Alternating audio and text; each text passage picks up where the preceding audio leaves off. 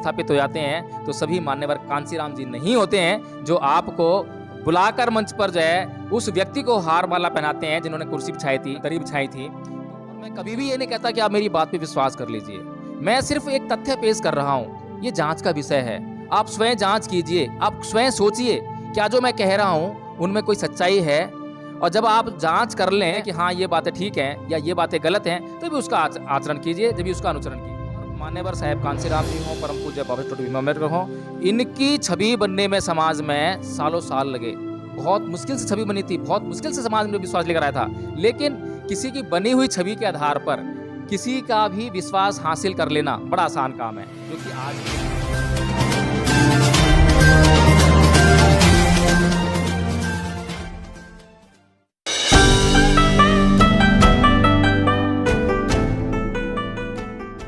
नमस्कार, आप देख रहे हैं एनबी न्यूज़ 24/7 नीलम बोध के साथ। और आज मेरे साथ में एडवोकेट जय भीम प्रकाश जी हैं। साथ ही आज मैं बहुत ही महत्वपूर्ण मुद्दे पर बात करूं। आज हम देख रहे हैं कि बहुजन समाज में लाखों संगठन बने हुए हैं, लाखों नेता उत्पन्न हैं और लाखों नेता धरातल पर काम कर रहे हैं या नहीं कर रहे हैं। अगर कर रहे हैं तो किस आधार पर कर रहे हैं, उसके पीछे आखिर उनकी मंशा क्या है। और जिस तरह से आज बहुजन समाज दिशाहीन होता नजर आ रहा है, ये भी बहुत बड़ा सवाल है। तो मैं सर से चर्चा करूंगी इसी विषय पर। सर, क्या लगता है आपको कि आज हम देख रहे हैं कि लाखों की संख्या में बहुजन महान पुरुषों पर संगठन बने हुए हैं, उनकी विचारधारा को लेके लोग काम कर रहे हैं और बहुत सारे नेता भी समाज में आए दिन पैदा हो रहे हैं। लेकिन उसके बावजूद भी क्या बात है कि आज जो बहुजन विचारधारा कहीं ना कहीं अपने आप से जूझ रही है। देखिए नीलम जी, जब हम अपने महान पुरुषों के उनके व्यक्तिगत चरित्र को देखते हैं तो उनके अंदर हम बहुत सारी चीज़ें पाते हैं।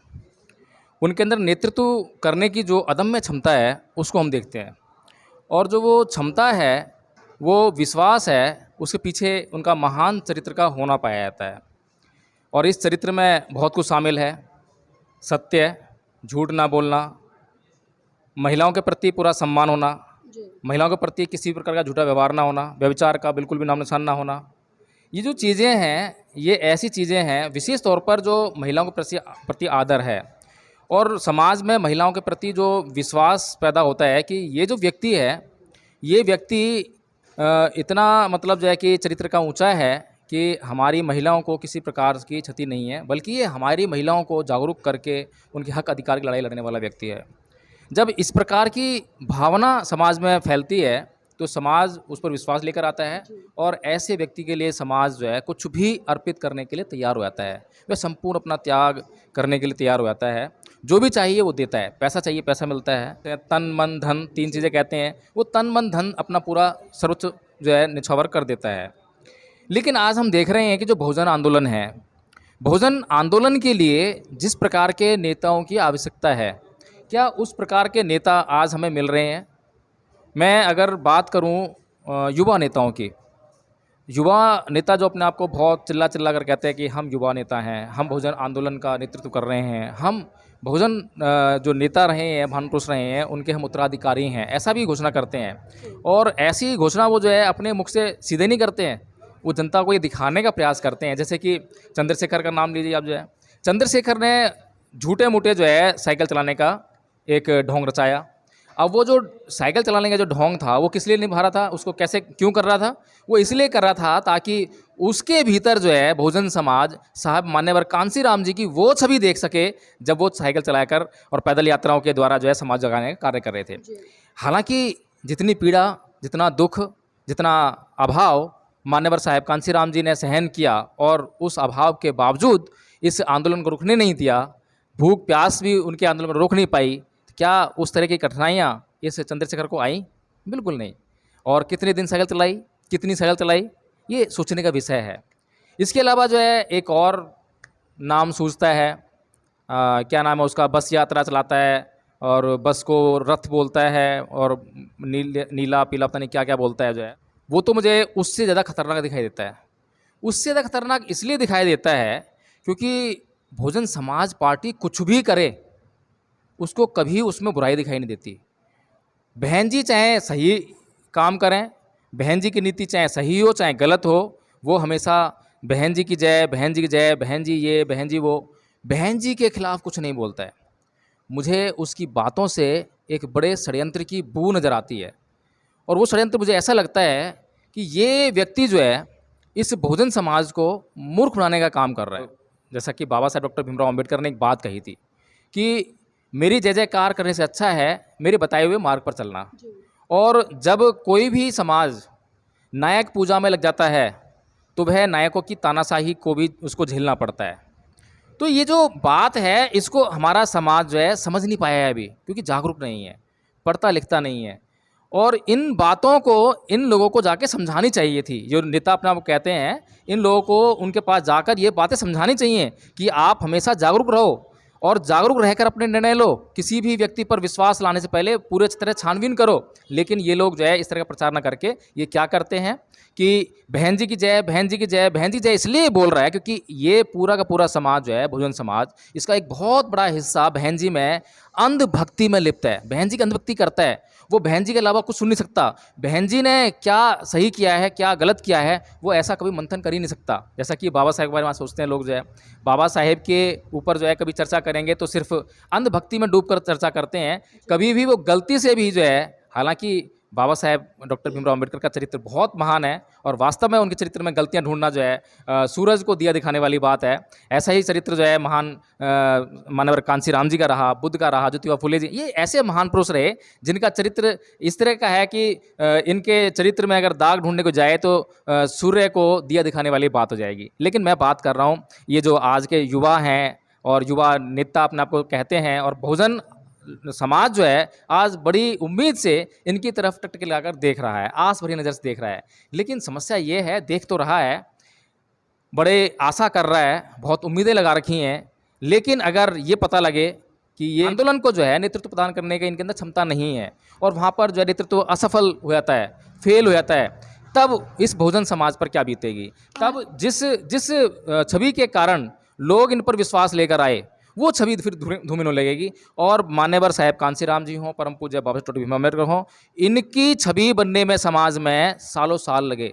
बहुत मुश्किल से छवि बनी थी, बहुत मुश्किल से समाज में विश्वास लेकर आया था। लेकिन किसी की बनी हुई छवि के आधार पर किसी का भी विश्वास हासिल कर लेना बड़ा आसान काम है, जो कि आज के ये नेता कर रहे हैं। आज बहुजन समाज को ये समझना पड़ेगा कि अगर जयप्रकाश जैसे नेता बहन जी चिल्ला रहे हैं और बहन जी की किसी कमी पर या बहन जी को कभी मार्गदर्शन देने का काम नहीं करते हैं, बहन जी को कुछ बताने का काम नहीं करते हैं, कितनी कमियां चल रही हैं बहुजन समाज पार्टी में उन पर कभी चर्चा नहीं करते हैं, नीतियों में कौन सी कमी है उस पर कभी नहीं बोलते हैं, तो इसका मतलब सिर्फ ऐसा ही है कि जीते जी तो मैं बहन जी के जीते जी तो मैं सिर्फ बहन जी की जय जयकार करूँगा, ताकि वो जो समाज है, जो बहुजन समाज जो आज बहन जी के पीछे है, बहन जी के पीछे जो समाज है वो मेरे पीछे जो है इस तरह से आए कि मैं उनके जीते जी की जय जयकार कर रहा हूँ, तो उसकी श्रद्धा मेरे अंदर आ जाए। और जैसे ही बहन जी का देहांत हो जाए, बहन जी क्या नाम है मृत्यु को प्राप्त हो जाएं, तो बहन जी की मृत्यु को प्राप्त होने के बाद जो है यही बहुजन समाज जो है मुझे एक नेता के रूप में स्वीकार कर ले, क्योंकि बहुजन समाज को जो है मैं यह बताने का कार्य करूँगा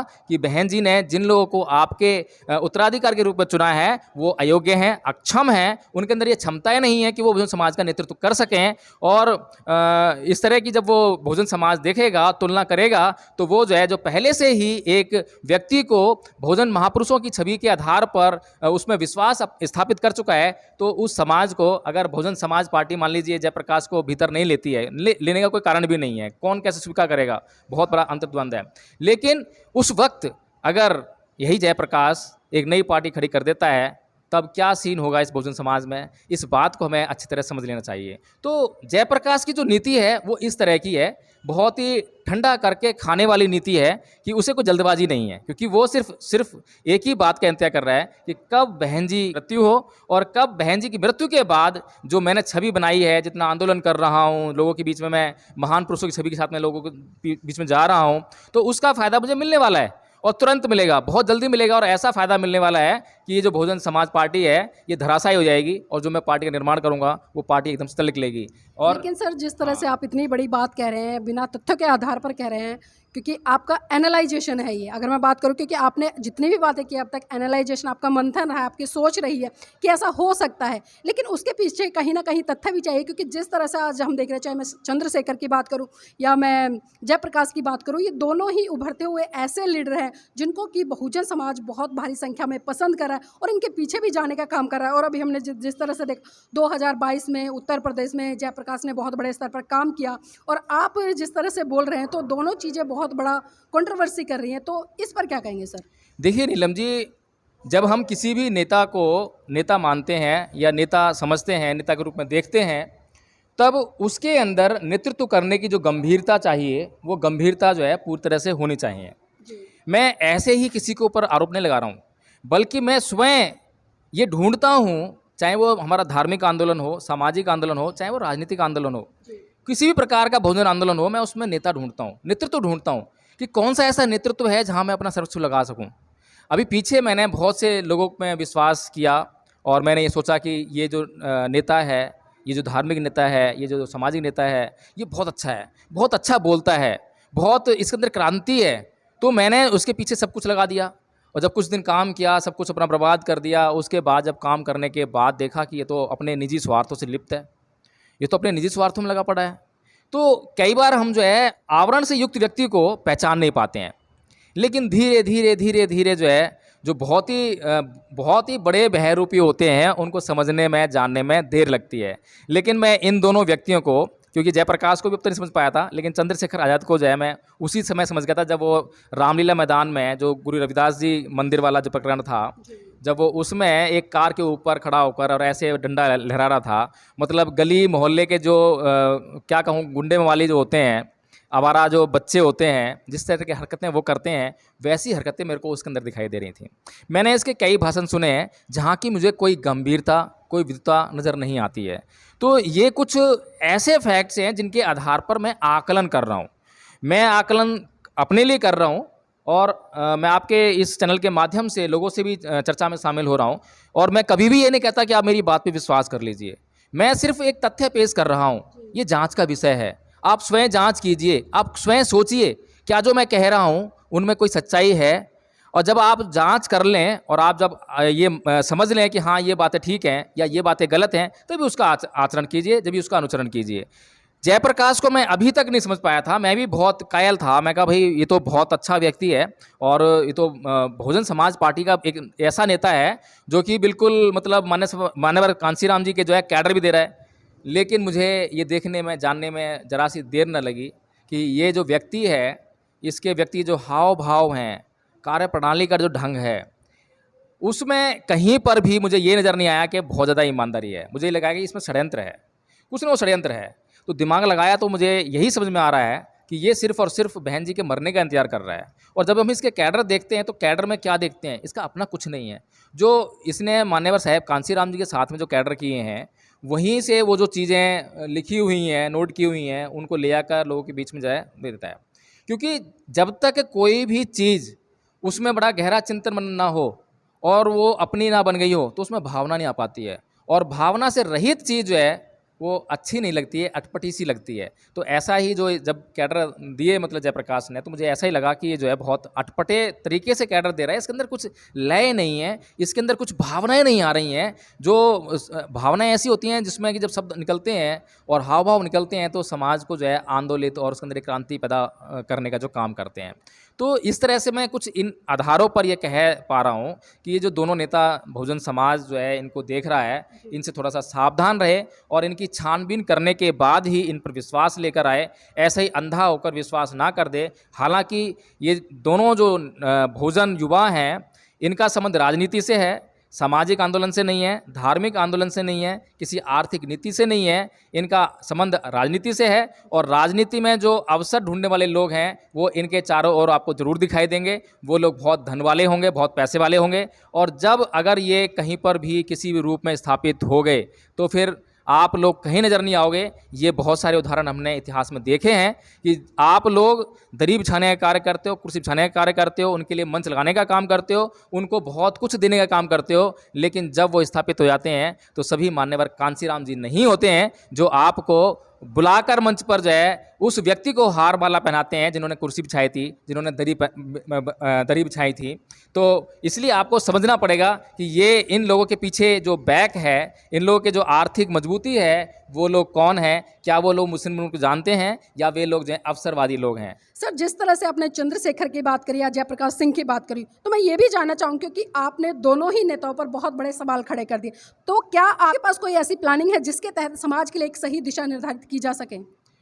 हाँ नीलम जी, बिल्कुल। और मैं ये समझता हूँ कि जब समाज में कोई एक नेता पूरी तरह से चरित्रवान ना हो, जिस पे व्यक्ति जो है भरोसा कर सकें, वो जो दक्षता चाहिए समाज को नेतृत्व की वो अगर एक व्यक्ति के अंदर ना हो, तब समाज को एक व्यक्ति पर अपनी श्रद्धा या अपना विश्वास लाने के बजाय एक संघ के ऊपर विश्वास लाना चाहिए, और वो आसानी से हो सकता है।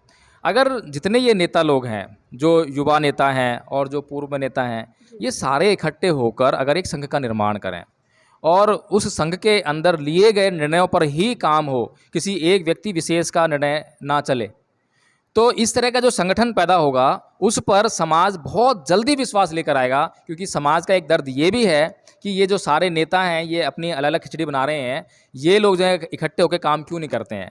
अगर ये लोग इकट्ठे होकर अभी फ़िलहाल छोड़ दें कि कौन प्रधानमंत्री बनेगा, कौन मुख्यमंत्री बनेगा, इस सब का निर्णय भी वो संघ बैठकर अपने मत के आधार पर, जैसे कि भगवान बुद्ध के समय में जो है, जब वो सिद्धार्थ थे, जब वो बुद्ध नहीं बने थे, तो शाक्य और कोलियों का जो विवाद हुआ था, उसमें जो प्रथा वहाँ से चलती आई है कि संघ की जो प्रथा है, संघ के आधार पर निर्णय लिए जाते थे। संघ ने जो डिसीजन ले लिया, तो चाहे किसी ने विपक्ष में उसके मत क्यों ना दिया हो, वो जो अगर मान लिया गया है, निर्णय ले लिया गया है, तो वो विपक्ष वाले भी उस निर्णय में शामिल हुआ करते थे। तो इस तरह के संघ की जो है ज़रूरत है। अगर इस तरह का संघ बनाकर, बहुत विद्वान लोग इस समाज में हैं, बहुत बुद्धिजीवी वर्ग जो है इस समाज में है, आज किसी चीज़ की कमी नहीं है, अगर कुछ लोग मिलकर इस तरह का संघ बना लें तो उस पर ये समाज बहुत जल्दी विश्वास लेकर आएगा। और वो, क्योंकि एक आदमी नहीं होगा, बहुत बड़ी ताकत होगी इस संघ के पास, बहुत जल्दी से इस समाज को जो है एक सफल आंदोलन देखने को मिलेगा।